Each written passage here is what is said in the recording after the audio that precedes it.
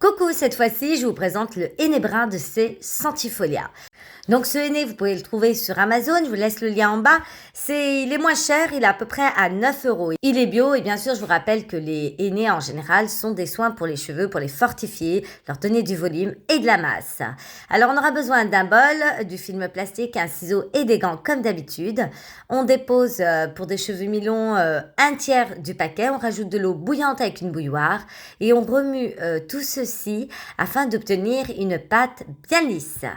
Une fois que c'est fait, regardez la touffe que j'ai réussi à avoir avec l'ancien henné, c'est-à-dire le châtain caramel. Ils sont en train de se restructurer et de boucler petit à petit. Donc pareil, je mets toujours de la vaseline sur le visage et je prends une mèche, je mets du henné dessus, je remue bien comme il faut, je mélange, je rabats tout ça au-dessus de la tête.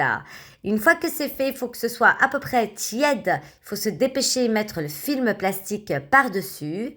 Bien le fermer. En fait, en gros, le henné, il faut le couvrir de la lumière le plus rapidement possible. Il faut qu'il reste chaud sur la tête. Alors, on le laisse minimum 4 heures. Moi, je l'ai laissé toute la nuit. Bien sûr, si vous le laissez toute la nuit, vous pouvez le laver tout de suite après. Alors, voici le premier jour, ce que ça donne. Donc, c'est vraiment un brun. C'est différent du caramel. Le deuxième shampoing, ça s'éclaircit un peu. Alors, je vous dirais simplement qu'à l'ombre, c'est un très beau brun. Un brun qui vire un peu vers le marron foncé. C'est plutôt une belle couleur. En tout cas, j'ai eu que des compliments. Après, en plein soleil, je trouve qu'il fait des reflets un peu... C'est pas roux, c'est pas violine. C'est ce genre de reflet, vous voyez. Donc en haut, j'ai ma repousse naturelle. Donc mes cheveux sont bruns d'origine.